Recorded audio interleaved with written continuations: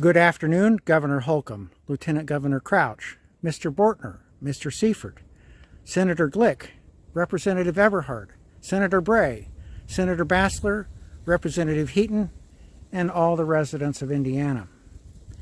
I hope you will take time to watch the presentation of the essay Emancipation by Barry Lopez, also recorded here today. It is my hope that it will inspire you all as much as it inspired me. My name is Jeff Marks. I am the Secretary of the Owen Putnam Friends of the Forest. I am a former board member of the Indiana Forest Alliance, a group working for more than a quarter century to protect and restore Indiana's hardwood forests. I am a neighbor of the Owen Putnam State Forest, and finally, even as a scientist, I am humbled and awed by the mystery, the vastness, and the beauty of God's creation and nature. Today, my message is simple. It is past time to restore balance to the management of our state public forests in Indiana. Indiana law cannot be as inspirational as Barry Lopez. In a democracy, competing interests influence what goes into statute. That is democracy. Nevertheless, please listen to the legislative intent of the forest management section of the law. It is the public policy of Indiana to protect and conserve the timber, water resources, wildlife, and topsoil in the forests owned and operated by the Division of Forestry for the equal enjoyment and guaranteed use of future generations. However, by the employment of good husbandry, timber that has a substantial commercial value may be removed in a manner that benefits the growth of saplings and other trees by thinnings, improvement cuttings, and harvest processes, and at the same time provides a source of revenue to the state of Indiana and counties and provides local markets with a further source of building materials. That's pretty good balance. We want to protect and conserve. We also think there is an appropriate place for removal of timber in some circumstances. The Division of Forestry's actions, on the other hand, betray its significant bias towards the removal of timber. I give two examples right here in the forest in our backyard. In 2018, a landowner adjacent to the state forest wanted to do some logging, as was his right. This landowner is a principal owner of an Indiana logging company. He entered into an agreement with the Division of Forestry to haul his cut trees across the state forests and to a landing in the state forest where they could be loaded on trucks. Following a procedure and the DOF's good neighbor policy, the logger paid a $2,000 deposit. He hauled between 20 and 25 acres worth of cut trees, and you can imagine the volume when you look at this scene,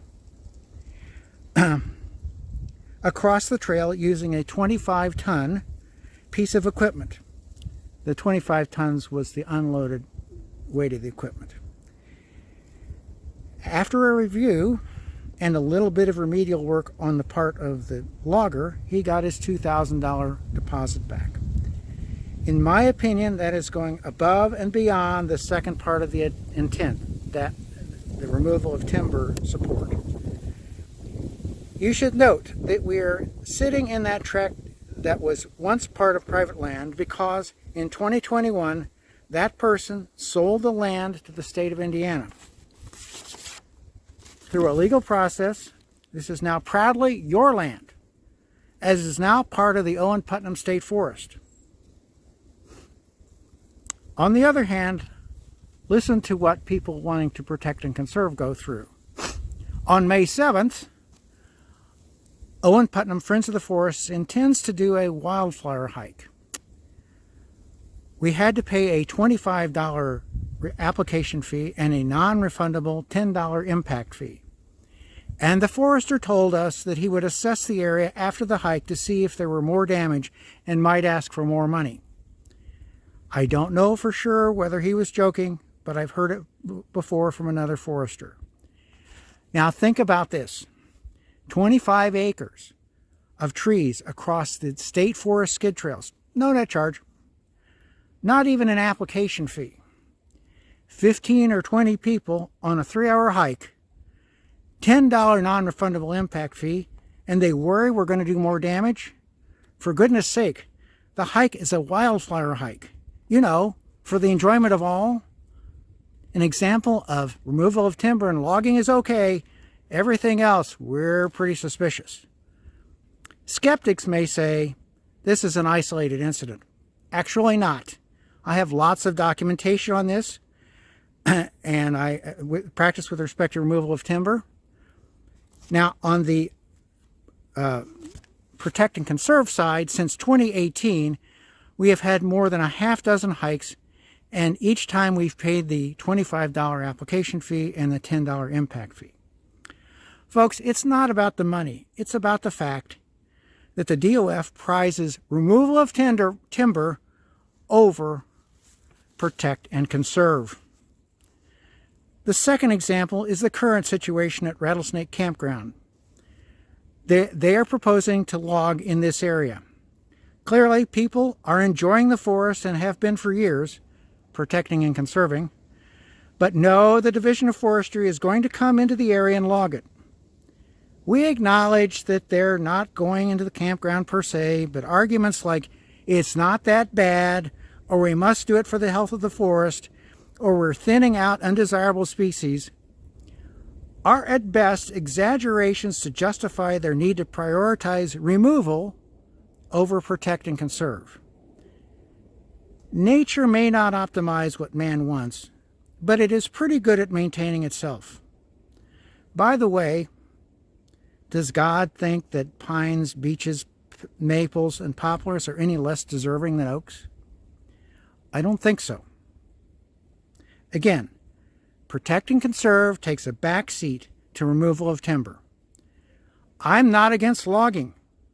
I'm just saying that it should not be the answer in every case. There are special places worth saving.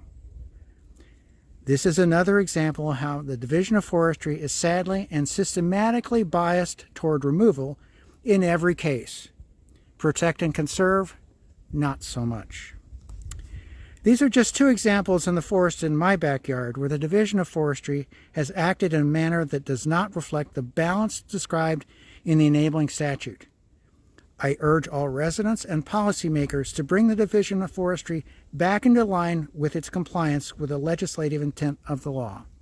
Thank you for your time.